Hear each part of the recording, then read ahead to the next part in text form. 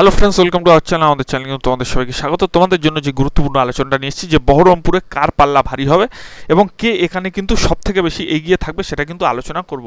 তার আগে দেখুন, এখানে কিন্তু একটি ভাইটাল, খুব গুরুত্বপূর্ণ লড়াই হতে চলেছে। তিনজন ক্যান্ডিডেট, তিনজনই কিন্তু হাড্ডাহাড্ডি, মানে ভালো একটা যে লড়াই হবে সেটা কিন্তু মোটামুটি বোঝাই যাচ্ছে। এবং এখানে কিন্তু যে গুরুত্বপূর্ণ ক্যান্ডিডেটরা দাঁড়িয়েছে তাদের নাম কিন্তু আমি একবার বলে দিচ্ছি। তৃণমূল কংগ্রেস দাঁড়িয়েছে, তৃণমূল কংগ্রেস থেকে দাঁড়িয়েছে কিন্তু ইউসুফ পাঠান। কংগ্রেস থেকে কিন্তু দাঁড়িয়েছেন অধীর রঞ্জন চৌধুরী, এবং ভারতীয় জনতা পার্টি থেকে দাঁড়িয়েছে কিন্তু ডক্টর নির্মল কুমার সাহা। এবং তিনজনই কিন্তু খুব হেভিওয়েট ক্যান্ডিডেট এবং ভালো ক্যান্ডিডেট, আপনারা সবাই জানেন। এবং 2014 সালে কী কী এখানে পরিসংখ্যান ছিল, এই বহরমপুরে 2019-এ কী কী পরিসংখ্যান ছিল এবং কে এই বছর এগিয়ে যেতে পারে, সবটা কিন্তু আলোচনা করব। তো দেখুন, এখানে কিন্তু প্রচুর পরিমাণে ভোট পেয়েছিল 2014 সালে কংগ্রেস। 51% কিন্তু ভোট পেয়েছিল, প্রচুর পরিমাণে কিন্তু লিড দিয়েছিল এবং জিতেছিল। এবং দেখুন, এখানে কিন্তু টিএমসি কিন্তু দেখছেন 19.19 পেয়েছে, আরএসপি কিন্তু এখানে 19.7 পেয়েছে, বিজেপি কিন্তু 7.1 পেয়েছে এবং এসডিপিআই কিন্তু 1% পেয়েছে। এখানে 2014 সালে ক্যান্ডিডেট ছিল 14,53,000, মেল ক্যান্ডিডেট ভোট দিয়েছিল 7,52,000, ফিমেল কিন্তু 7,840টি, এবং ভ্যালিড ভোটার ছিল কিন্তু 11,43,395টি। মার্জিন কিন্তু 3,56,000 হয়েছিল, যা কিনা প্রচুর বলা যায়। ঠিক আছে, 3.5 লাখ মার্জিন মানে কিন্তু মুখের কথা নয়, কিন্তু প্রচুর মার্জিন কিন্তু জিতেছিল কে? অধীর রঞ্জন চৌধুরী। আমরা কিন্তু যদি একটুখানি আরেকটু যদি দেখে নিই, একটু ডিসকাস করে নিই, দেখুন এখানে কিন্তু অধীর রঞ্জন চৌধুরী যে জিতেছিল তার ভোট পরিসংখ্যান একটুখানি দেখুন, 5,83,549টি কিন্তু ভোট পেয়েছিল এবং ভোট পার্সেন্টেজ ছিল কিন্তু 50.54। এবং ইন্দ্রনীল সেন কিন্তু দেখতে পাচ্ছেন টিএমসির ফার্স্ট রানার আপ ছিলেন, এবং ইন্দ্রনীল সেন কিন্তু ভোট পেয়েছিলেন 2,26,982টি ভোট পেয়েছিলেন, যা কিনা ভোট পার্সেন্টেজের 19.66%। তারপর আরএসপির কথা বললাম, সে কিন্তু পেয়েছিলেন ভোট 2,25,699টি ভোট। এবং বিজেপির যে ক্যান্ডিডেট ছিল দেবেশ অধিকারী, সে কিন্তু পেয়েছিল 81,656টি ভোট। এবং আমরা এরপরও কিন্তু আরেকটি গুরুত্বপূর্ণ কথা জেনে নেব, যে 42টার মধ্যে কিন্তু টিএমসি পেয়েছিল 34টি, কংগ্রেস পেয়েছিল 4টি, তার মধ্যে কিন্তু এই বহরমপুরেই কিন্তু একটি ছিল। ঠিক আছে, বহরমপুরে কিন্তু একটি ছিল, এবং বিজেপি পেয়েছিল কিন্তু 2টি, বাম কিন্তু পেয়েছিল 2টি।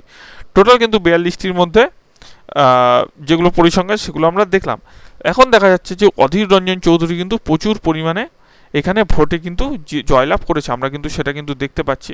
এবার দেখুন, 2019-এ কিন্তু অনেকটা গোলমেলে দেখাবে, এটা কিন্তু 2014-টা দেখাচ্ছি। দেখুন, টিএমসি এখানে 19.9% এবং কংগ্রেস কিন্তু 51%। ঠিক আমরা 2019-এ যখন যাব, দেখবেন কংগ্রেসের ভোট কিন্তু অনেক কমেছে, 51 থেকে হয়েছে 46%।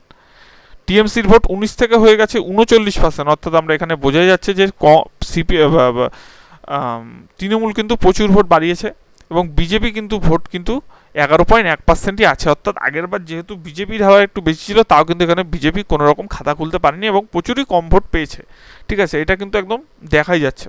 অর্থাৎ এখানে দেখা যাচ্ছে যে কংগ্রেস নয়, তৃণমূলের মধ্যে কিন্তু একটা হাড্ডাহাড্ডি লড়াই আমরা কিন্তু লক্ষ্য করতে পারবো। এবার কথা হচ্ছে গিয়ে, এখানে মোটামুটি কে জিততে পারে। দেখুন, এখানে কিন্তু 17,46,000 ভোট পড়েছিল 2019-এ, মেল ভোটার ছিল 8,94,000, ফিমেল ভোটার ছিল 8,52,000। টোটাল কিন্তু ভ্যালিড ভোটার ছিল কিন্তু 12,85,000, মার্জিন কিন্তু হয়েছিল 80,000। অর্থাৎ যেই মার্জিন ছিল 3.5 লাখ, সেই মার্জিন কিন্তু কমে আসলো কত? 80,000-এ। অর্থাৎ অধীর রঞ্জন চৌধুরী কিন্তু জিতেছিল মাত্র 80,000 ভোটে কিন্তু 2019 সালে। অর্থাৎ ভোট কিন্তু অনেক কমে গেছিল 2014 সালের থেকে। কিন্তু দেখতে পাচ্ছেন 5,91,000 ভোট পেয়েছিল, 5,91,106। ঠিক অপূর্ব সরকার কিন্তু ভোট পেয়েছিল 5,10,410, এবং বিজেপির যে প্রার্থী ছিল সে কিন্তু 1,43,000 ভোট পেয়েছিল, এবং নোটা কিন্তু 14,000 ভোট পেয়েছিল।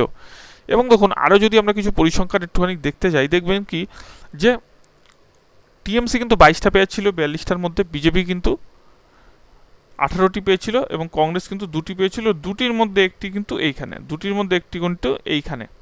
অর্থাৎ এখানে কিন্তু ভালো করেই বোঝা যাচ্ছে যে কংগ্রেসের কিন্তু একটি ভালো ভোট কিন্তু এখানে আছে, এটা কিন্তু একদম পুরো স্পষ্টই। কিন্তু 2014 সালে যদি আপনারা লক্ষ্য করেন, দেখবেন 2014 সালে দেখুন, আমি একটু 2014 সালে যাই। দেখুন, 2014 সালে 5,83,000 ভোট পেয়েছিল অধীর রঞ্জন, এবং টিএমসি কিন্তু পেয়েছিল 2,26,000। কিন্তু 5,91,000 কিন্তু পরের বার ভোট পায়, যদিও ভোটার অনেক বেড়েছিল 2019 সালে, কিন্তু টিএমসি কিন্তু প্রচুর ভোট নিয়ে নিয়েছে। একটুখানি লক্ষ্য করে দেখুন, 5,10,000 কিন্তু ভোট পেয়েছে, যেখানে 2,23,000 পেয়েছিল বা 2,24,000 পেয়েছিল 2014 সালে। তো এখানে বোঝা যাচ্ছে যে টিএমসি কিন্তু একটু উঠছে।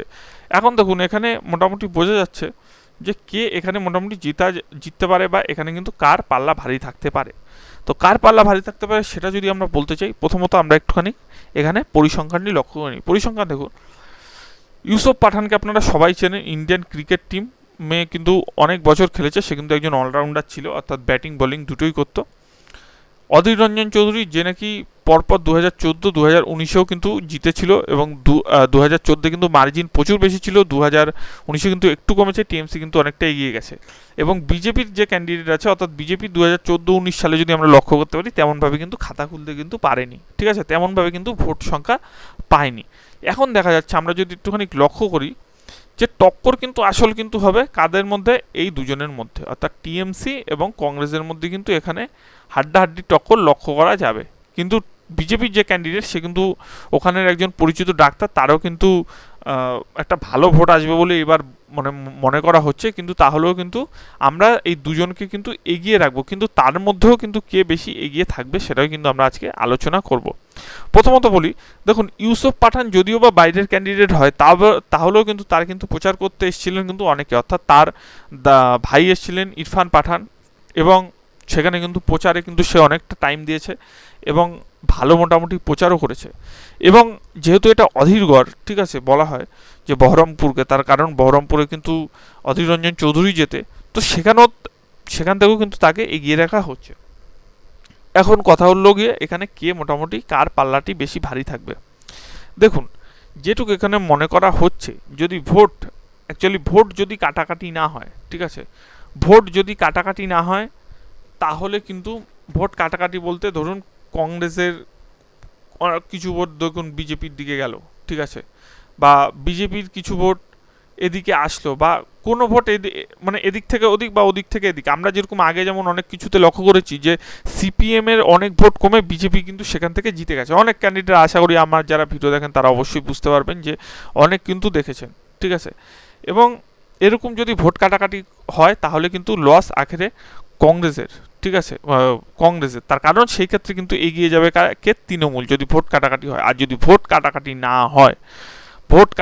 না হয় তাহলে কিন্তু আমি একটা কথা বলে দিচ্ছি, ভোট কাটাকাটি না হলে এখানে কিন্তু এগিয়ে থাকবে কিন্তু অধীর রঞ্জন চৌধুরী, কিন্তু তার কিন্তু পাল্লা ভারী থাকবে এইখানে, অর্থাৎ বহরমপুরে কিন্তু অধীর রঞ্জন চৌধুরীর পাল্লা ভারী থাকবে, এটা কিন্তু মোটামুটি বোঝা যাচ্ছে। কিন্তু যদি ভোট কাটাকাটি হয় সেক্ষেত্রে কিন্তু আবার ইউসুফ পাঠান কিন্তু লাভবান হবে, ইউসুফ পাঠান কিন্তু এগিয়ে যেতে পারে।